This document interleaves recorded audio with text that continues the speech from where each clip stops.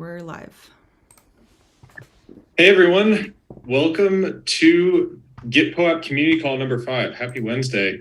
I'm super excited for this community call today. We have an awesome guest named Manfred, who also goes by Moul, who's sitting right here.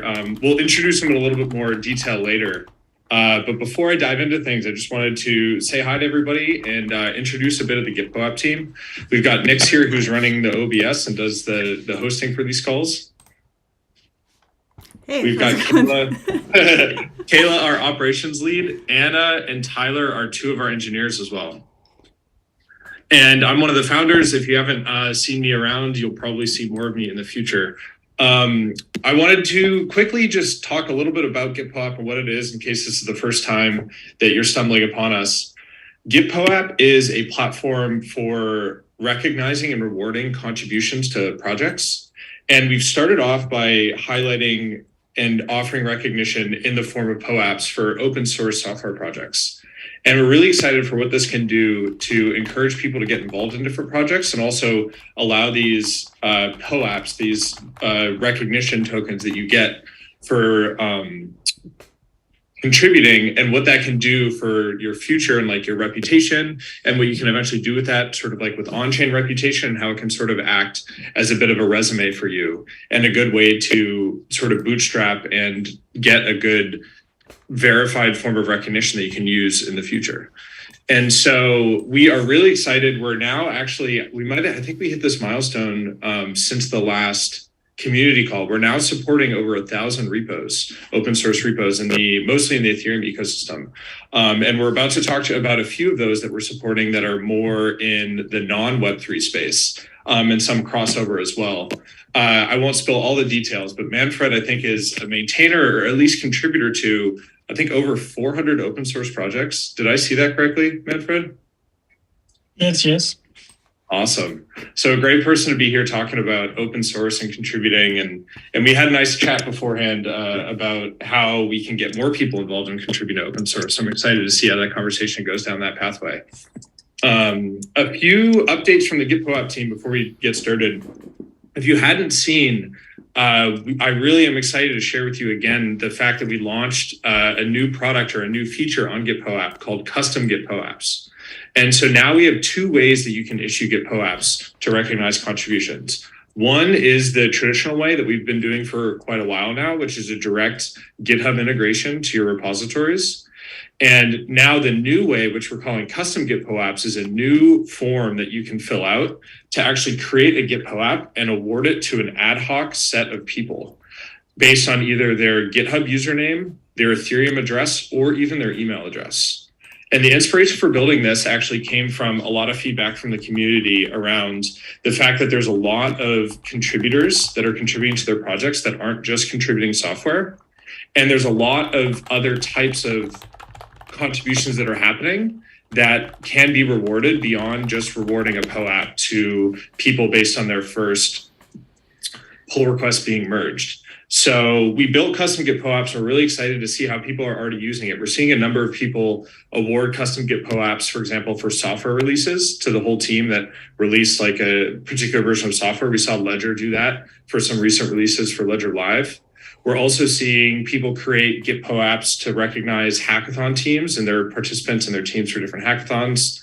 And we've done a number of GitPOAPs as well. One exciting one that we did was a custom GitPOAP for everybody who contributed to our launch of the company back in April. There was a vast, it always takes a village to do anything big and exciting. And there's a vast group of people that helped us get this company and project off the ground. So we awarded a custom GitPOAP to them.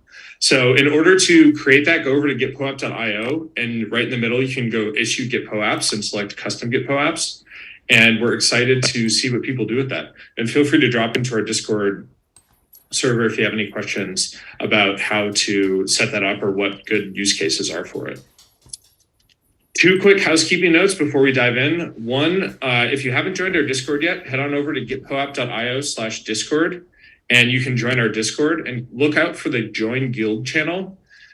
Join our guild, and that is going to be useful for some things in the future. And so try and do that as soon as you have a minute. And the second thing is these calls are meant to be interactive and more of a conversation than just a pure interview. So please definitely post questions in the YouTube chat or in our Discord general channel. And we will keep an eye out for those, and we'll be able to pass those questions along and have you guys be a part of the conversation. So without further ado, I'm going to pass it off to Nix to dive on in. Awesome. Thanks so much, Colfax. Manfred/Moul, it's nice to meet you. Where did the pseudonym Moul come from? It comes from Counter-Strike, where basically at that time many people needed a username. Right now I have many colleagues which only have a first name, which is something very strange. But from my history, we all used to have a username, and mostly from Counter-Strike. Nice. Yeah, one of my favorite Sorry?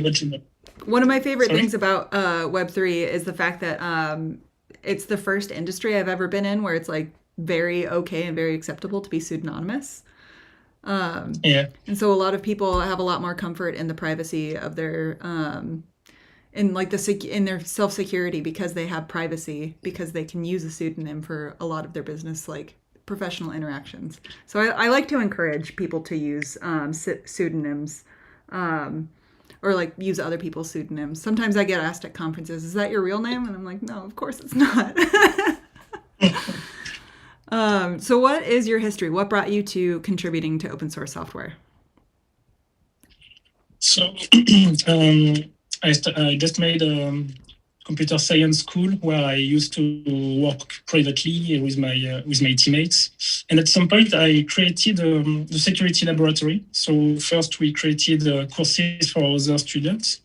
And soon we started to have proof of concept of exploits or interesting new topics in security.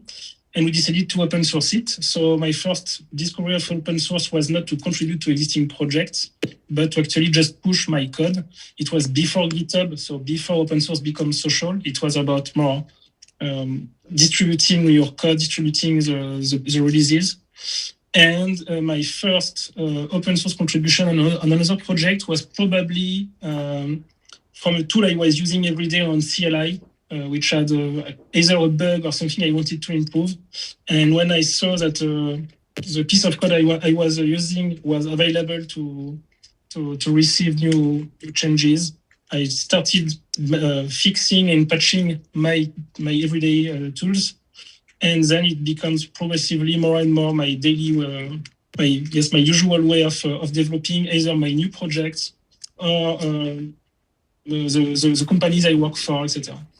Interesting. You have a really unique background then, because I don't know anybody else. You went to a computer science focused primary school? Yeah.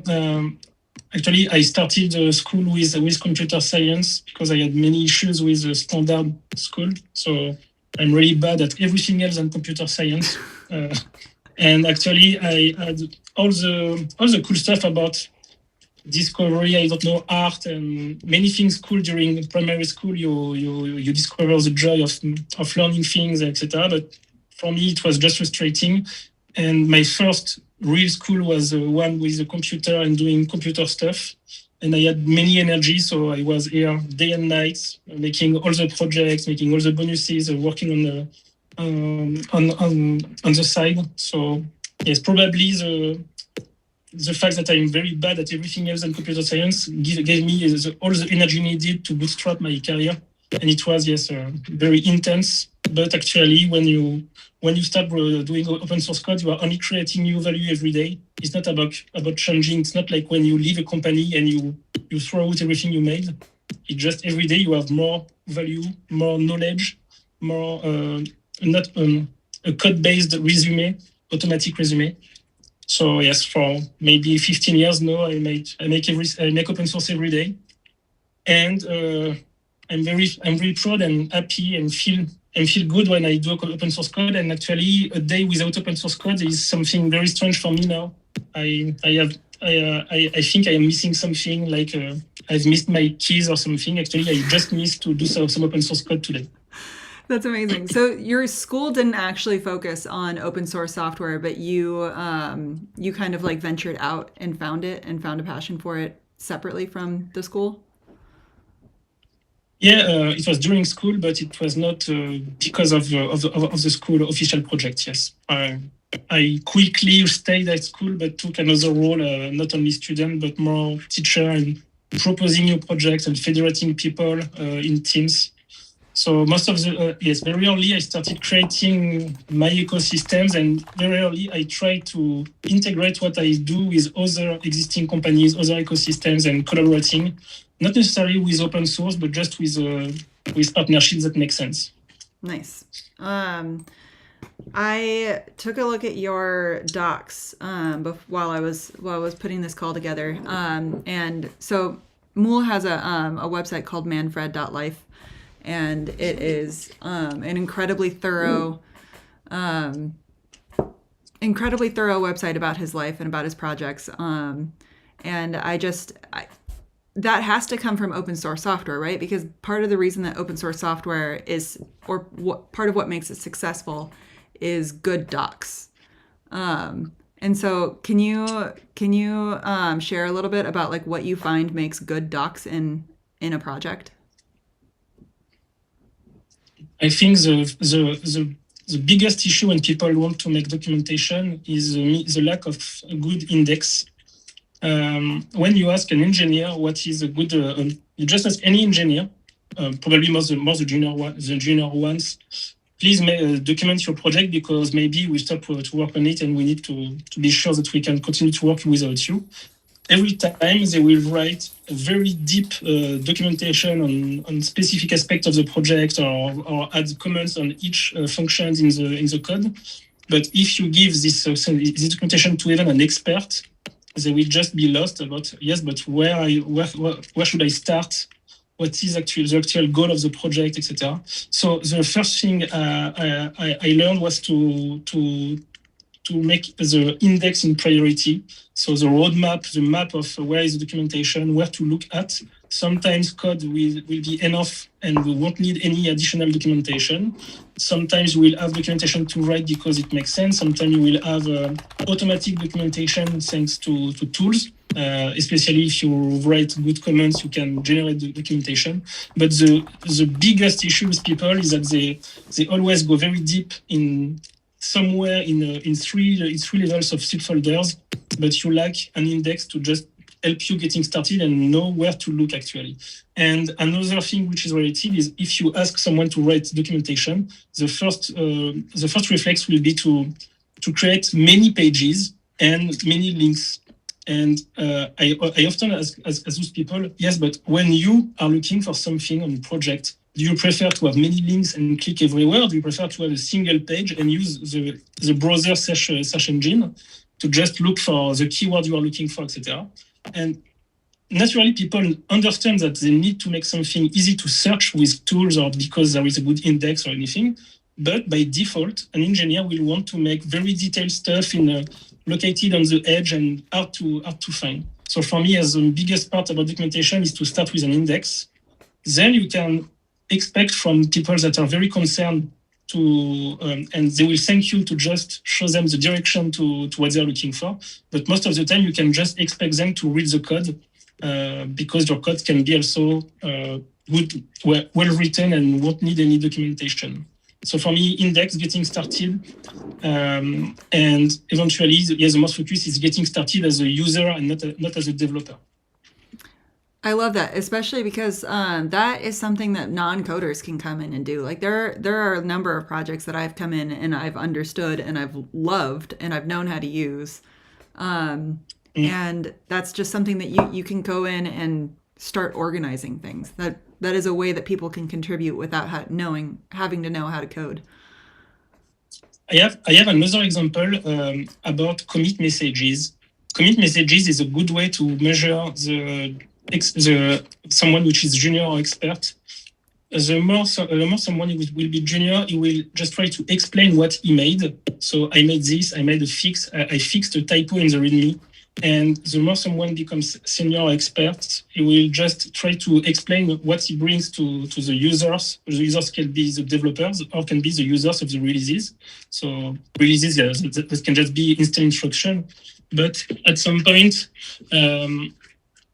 when you fix a typo in a README, you are not fixing the project. You are making a small contribution, which is just a fix of a typo. But a fix in terms of release is something like, trust me, there was a bug in the software. You need to upgrade it right now. If you look at same versioning, the word fix is not about making a fix. It's about repairing something that is actually dangerous. So another way to measure is not about the doc and writing a single doc with an index instead of many small components. It's about making a doc not for yourself, explaining what you did, but for your two main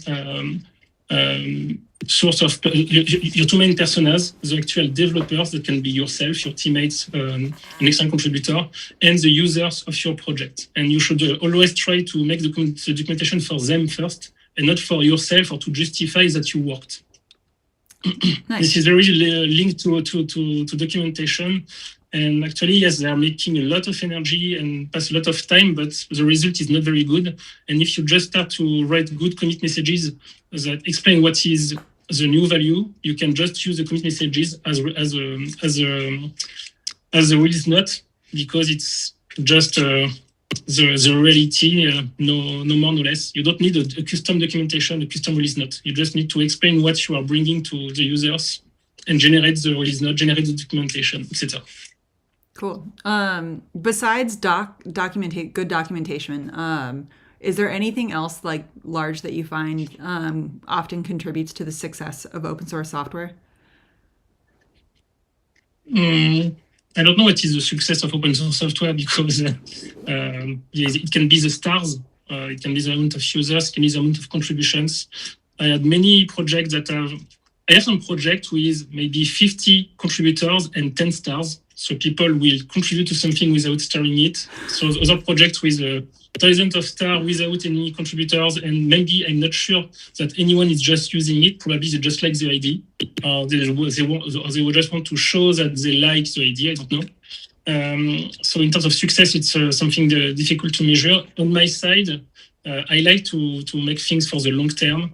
Either I want to prove that the project is finished, because that's for me the ultimate target is to finish something and not to keep it open for in maintenance mode.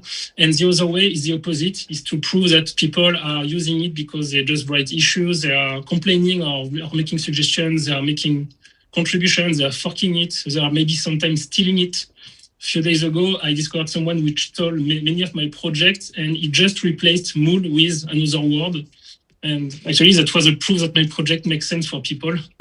So, yes. For me, the success can be either a confirmation that the project is finished and useful, or that the project is useful for any other reasons. Some of my projects are not used to be actually useful directly, but just to open the discussion and to show my interest in a category of repository. So then people will ping me because, for instance, Quick SSH, one of my projects, is useless. If you want to make SSH over Quick, you should use something else like what is the name? Mosh, mobile shell from the MIT. Mosh is using SSH over UDP, and it works very well. My proof of concept is useless, but it works. But many people are happy to follow it, and those people are builders. I saw that I had the creator of Quick following my repo, etc. So yes, for some projects, I just want to make the proof of concept to learn missing piece of information from my point of view, because I want to learn things by writing things, by reinventing the wheel. I like to understand deeply how things work, to maybe after say, no, please don't use my project, use this instead. But still, here it is. So maybe this basis can be useful for you to start something, not from scratch, but from my existing work. Yeah. So yes, success is very different from your type of project. If you want to make an application, the success will probably be the amount of users or the amount of paid users. On my side, I have many ways I have very successful projects for different reasons, and other projects that are not successful, but I'm still happy to let them here. In the case, it can be useful for direct or indirect reason, and for anyone. In the vein of what you just said, that does support the ethos of decentralization. Having a product that works doesn't necessarily mean that we shouldn't have other versions of that project that also work. That can be picked up if there are any errors or if there are any like gigantic issues in the one project that works. That's why we have smart contracts that have multiple front ends, even though usually one front end is dominant. Speaking of, how did you get into Web3? How did you go from Web 2 open source Web 3? I started by the technical part with Berty, one of my main projects, which is decentralized peer-to-peer and encrypted messaging application and protocol. And basically, I used to make advanced cryptography and peer-to-peer. And actually, I had all the common foundations of any blockchain project without the consensus part. On Berty, we are looking to never have a consensus because one of the main features is to never depend on internet. Where a blockchain is very good for many common aspects like decentralization and anti-censorship, but you depend on the internet, else you will have the forks of the blockchains. So I discovered peer-to-peer and cryptography. I organized the meetups about peer-to-peer cryptography, DAOs. So everything about Web3 without the token part and the blockchain part. And later, maybe 2 years later, I started working directly on blockchains. So now I'm still working on Berty for the cryptography, peer-to-peer stuff, and I'm working on Gnolang, gno.land, which is a blockchain, a new blockchain for developers. And this time I learned everything I missed from Web3, including tokenomics, consensus, I don't know, incentive and security and trustless and Byzantine fault tolerances. So I entered by the technical part, and one day I was already in the group of people doing Web3. I started to switch from basically Web3 skeptical to Web3 enthusiast plus.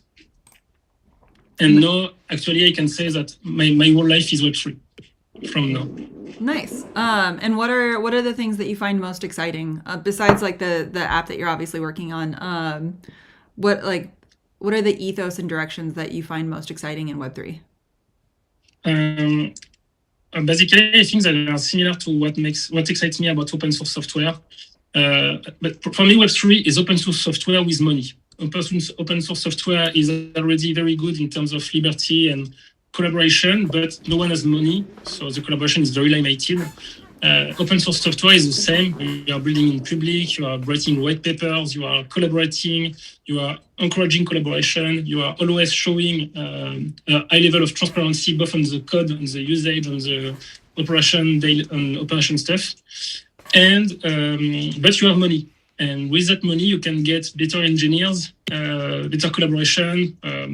You also, thanks to the money, have users by default. If you run a Web3 project today, you will have hundreds or thousands of users very easily. So yes, for me, just the very similar to open source software, with money, with people caring about it. And another thing I like, which is very similar to open source software, is if you don't like it, you can fork it. And forking a blockchain is like forking an open source software. It makes sense to show that you respect what has been done before, but now you want to make something different. And I love this choice. I love this choice of not asking everyone, what do you want in my blockchain? But I propose something. Feel free to use it, or if you are not, if you don't like it, don't use it. Fork it or use something else. And this is very similar to open source software. I never ask people to use my open source software project. They are just enthusiasts using it. Sometimes they are bad at showing their interest, but it's about proposing something and not about selling something. It's not about asking people to use. I like it. It's very similar to many other good things in life too. It's the way I want to make everything: open source software, open source blockchains, and open source life in general. Yeah, I think one of the things that's largely been missing from open source software is the monetization of it, because it is harder to make a living in open source software than it is in proprietary software, private companies where you lose your code when you leave. So Yeah. I'm excited. I think one of the things that that I'm excited for GitPOAP is every project has its own set of GitPOAPs, and so I can imagine a scenario at some point where somebody creates a website where it's like Patreon, you can go to somebody's GitPOAPs and say, you know what, I want to contribute $5 a month to everybody who has built this project, and I can tell who's built this project because they all have GitPOAPs proving it. Or I want to contribute to somebody who contributed in 2022 because that's the year that they pivoted to this really important thing that I care about. How did you? I'm working on something very similar on Gnolang. We are working on proof of contribution, which is a new consensus to protect the chain. And actually, proof of contribution is a proof of authority based on a DAO of contributors reviewing each other, where actually the voting power is not based on how many money you have, but how many contributions you made and how notable were your contributions. And we don't have NFTs with pictures, but we have something similar like token gating to get approved in the network of contributors and various tiered membership to give you more or less rewards depending on your amount of investment in the project. So we don't use POAP because we're not on EVM, but it's really similar. And our actual goal is to make the blockchain totally autonomous with automatic bounties, making the chain just evolving every day without any central company organization behind. And we expect that the contributors are the best ones to make the good decision for what should do the chain, etc. So I also like the idea. We are making it in different way, which is actually harder than yours because GitPOAP is very easy to use. You just connect, you get your POAP, and you can decide to show it or not. In our case, it's about making an autonomous system which has no central authority, nothing. So it requires many more basic investment. We need to have the first contributors to trust them to distribute more of the team. So we have other concerns, but in our case, we are trying to make something that could manage system for hundreds of years without any need of central authority. But I also like your idea a lot, and for me, this is the future of open source. If I success and if you success, probably it will be very easier to just get paid and pay your house by writing good code, and that's how I expect open source software to be. So I expect to gain money because I write good code. Or making good contribution because actually the contributions are not limited to development, even if there are many more and they probably have a higher budget. But yes, for me, open source software today is not paid. Tomorrow it will be paid, and it will be a nonsense to work on open source software for free. Yeah, one of the things I really directly or indirectly.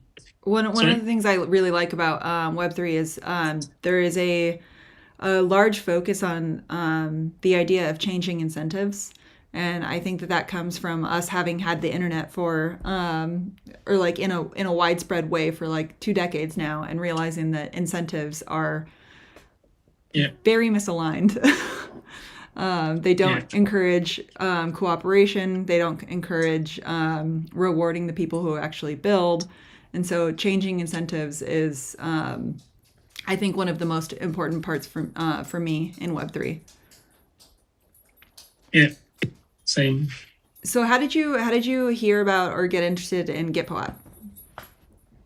Because I want so the audience knows you are the person who now has the most projects that are eligible for GitPOAP. Yes, but I'm a cheater because I have projects where I am the actual only contributors on GitPOAP because I had other contributors, but they are not yet all in the Web3 space. So maybe at some point the project will have more contributors.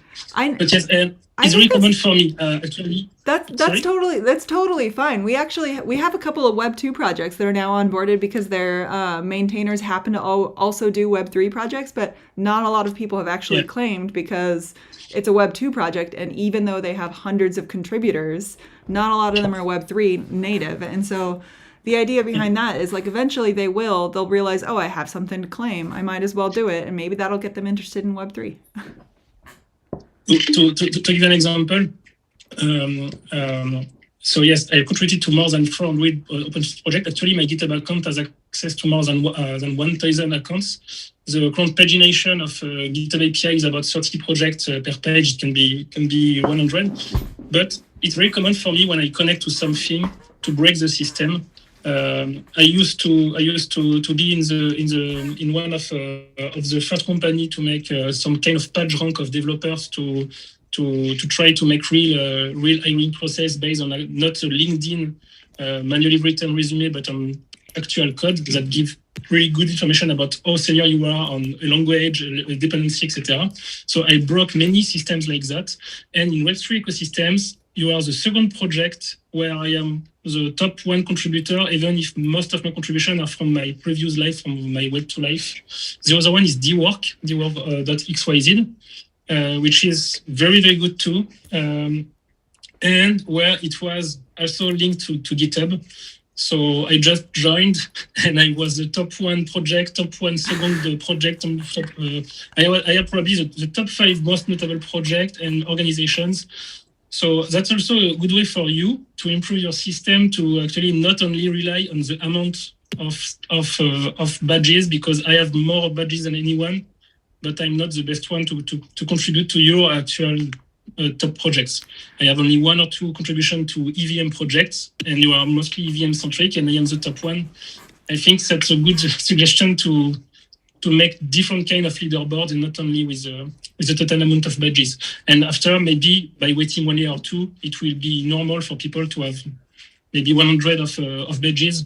So I think it will also get better over time. But on the case of dwork, they didn't banish me, etc. They are happy to have me, but they changed their way to measure the size of an organization, not based on the amount of badges, but the amount of active badges distributed with like a Satoshi score, with many different people, and recent changes, like in chess, with recent changes in the last 6 months, etc.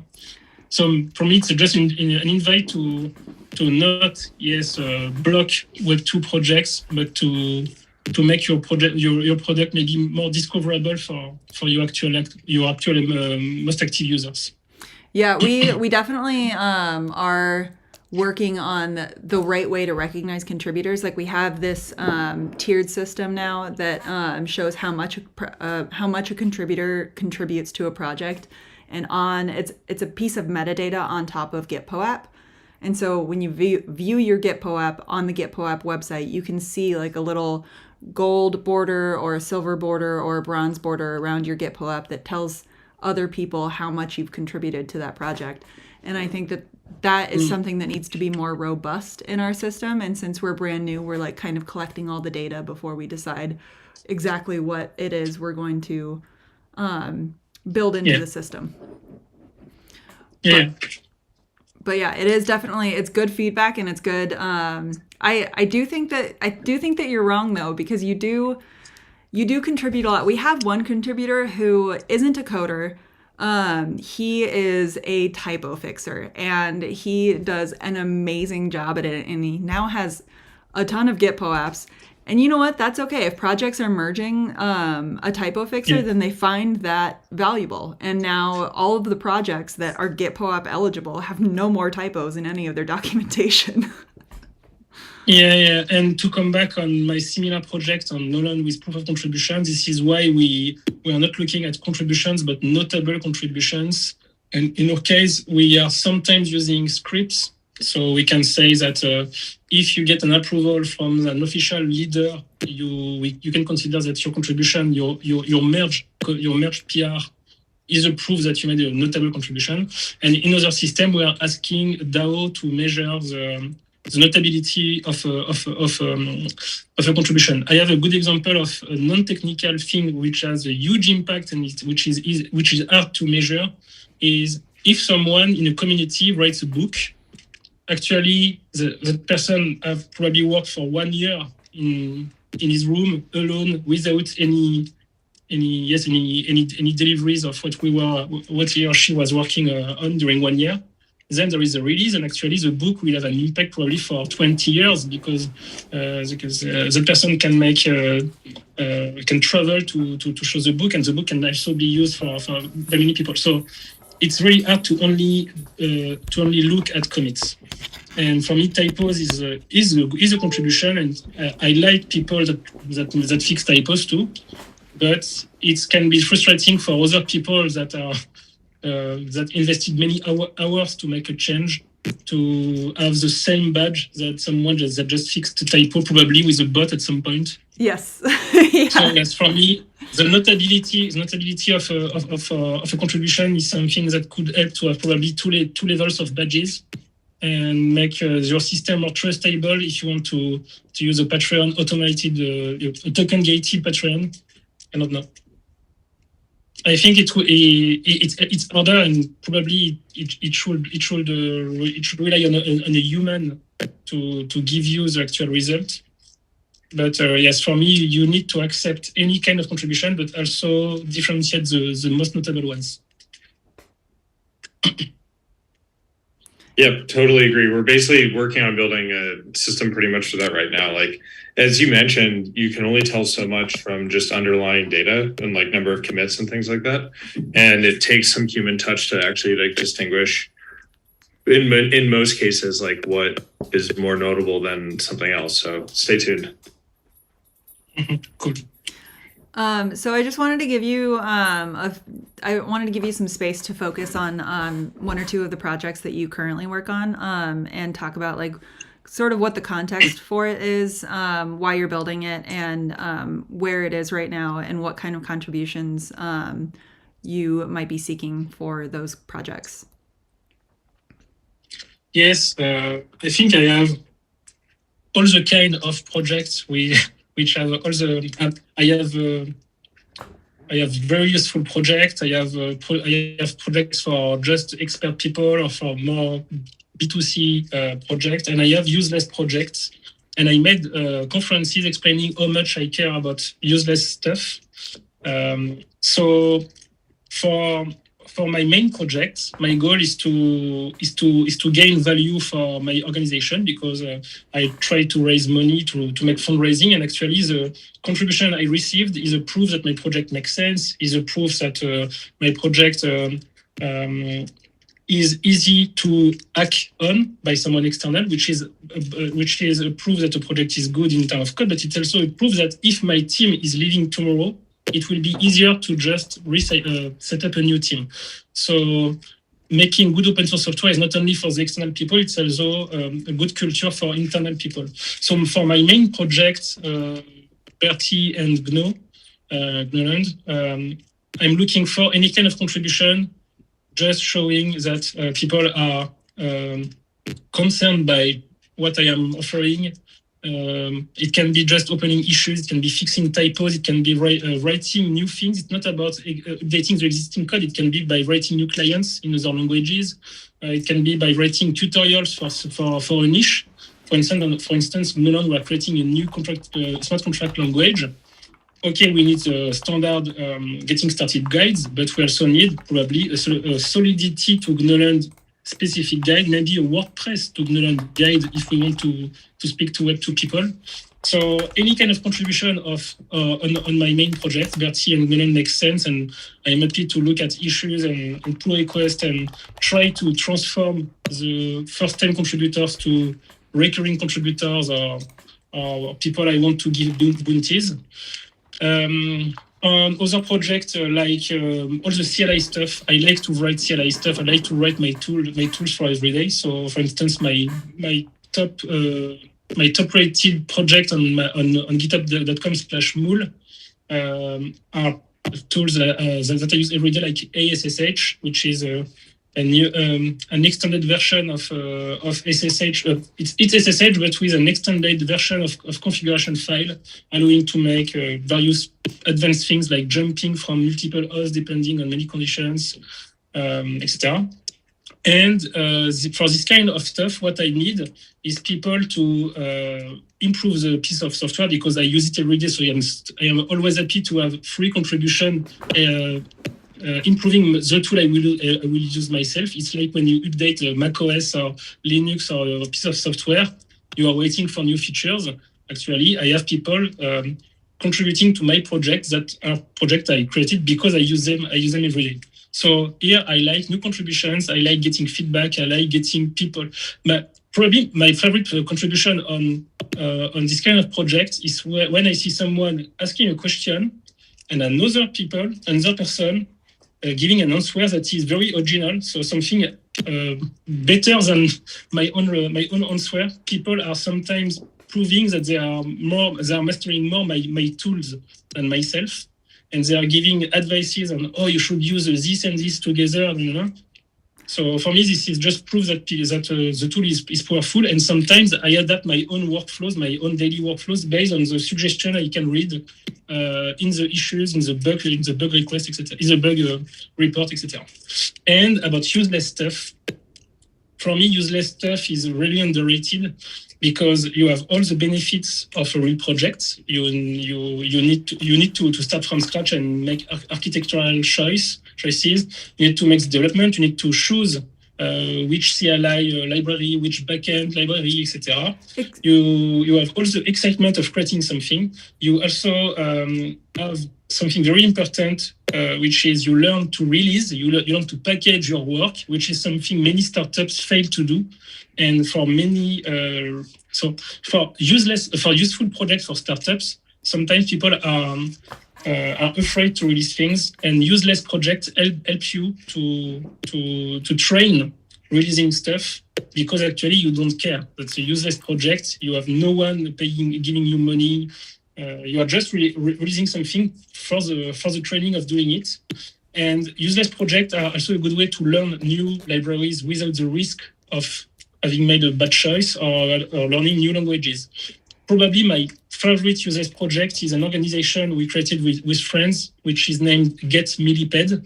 Get Millipede on GitHub is an organization where we create ASCII art, insects, and we developed it in many languages with advanced features. We developed kernel modules.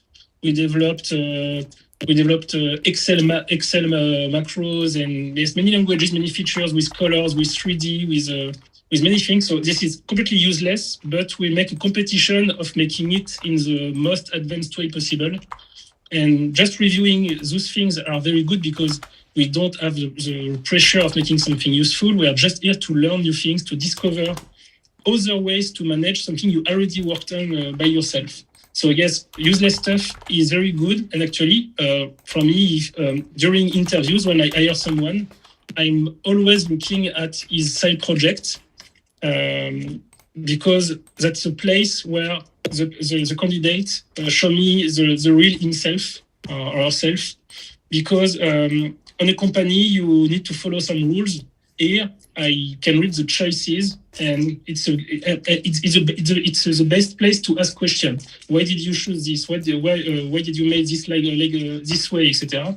So yes, for me, useless projects are the best one. You don't have the pressure. It's just yourself. It's the opposite of LinkedIn. It's not you tell a story. It's just you explain. You do whatever you want in the way you want without any pressure. I love that. Useless projects. I think you had that mentioned in your bio somewhere, that you loved working on useless projects. Yeah. I think quite a lot of people use those ASCII art projects though. I love those. They find their way into Web3, like the ASCII art in the staking CLI. I love it. Well, did anybody see any questions in the YouTube chat? Anybody have any questions in the YouTube chat? Anybody else here want to ask any more questions? Let me check.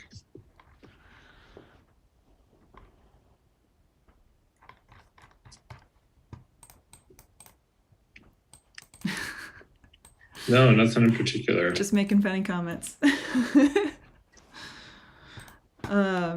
Okay. Well, we have a POAP that we're going to distribute for coming to this call. So you have to go to the Join Guild link, or the Join Guild channel in the Discord, in the GitPOAP Discord, and then go to the Join Guild POAP and then, or channel, and then I will enable that. I think that's how to do it. There actually was one question and asked for a link to your project Moul. So I posted a link to your GitHub. Okay, thank you. Nix, you want me to send the link? I think that I just did it. Let's see if it worked. Yes, I did it. Hey, Moul, you talked for a second about Gnolang, but you didn't actually explain what Gnolang was.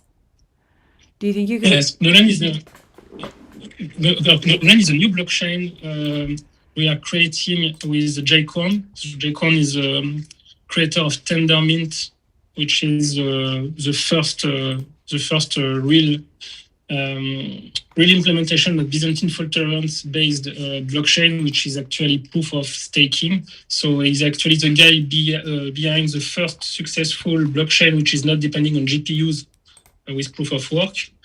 After making Tendermint, he used to create Cosmos, the blockchain which is using Tendermint, the first blockchain to use Tendermint. And by doing Cosmos, the goal was to not create a blockchain, but to create a hub of blockchains, an internet of chains.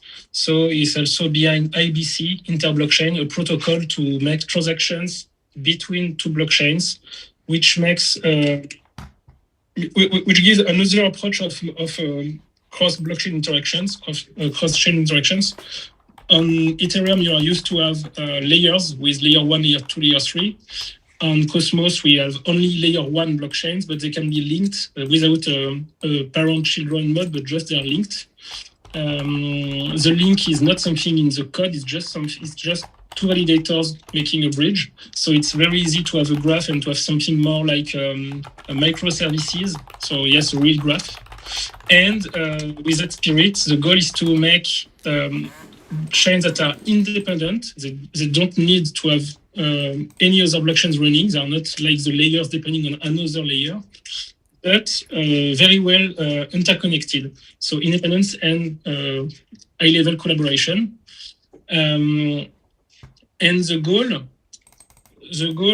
with GNO is to go basically fix many things we had in terms of concerns and improve something that were lacking in the blockchain ecosystems and in all the blockchain ecosystems, but with the same spirit of independence and collaboration. So with GNO, we want to make a new way to make smart contracts. We want to make a new way to secure a chain with a new consensus, proof of contributions.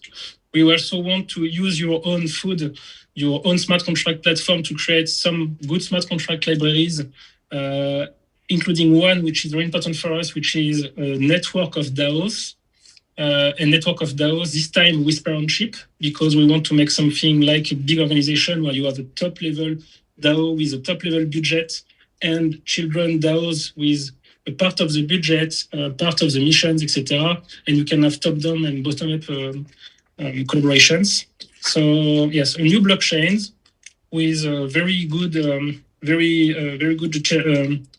new features for the smart contract developers. So a new language which is simpler, an experience which is more like GitHub, because I consider today the smart contracts are more like the era before GitHub, where people release contract, but there is not many metadata around about the author, about the history, about the changelog, etc.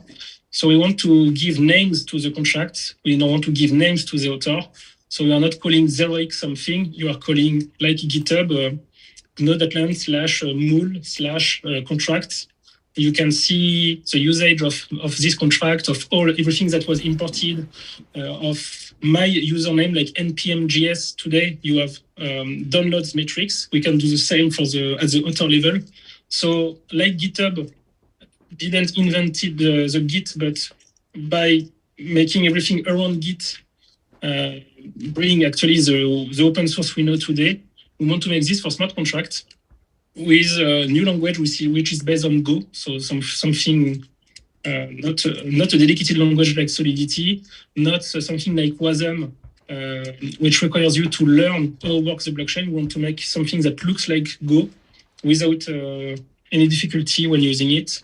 we want to make something where when you import a package, it's not about making expensive transactions. It's just about importing the package and interacting with it. So we can have thousands or millions of interaction with another contract during a single transaction. So you are encouraged to actually make reusable contracts and not only make contracts that are used to be called by wallets. So we want to revolutionize the contract like GitHub revolutionized the open source software. We want to make proof of contribution to actually distribute more and be more secured against rich peoples and whales that can take over proof of work and proof of stake.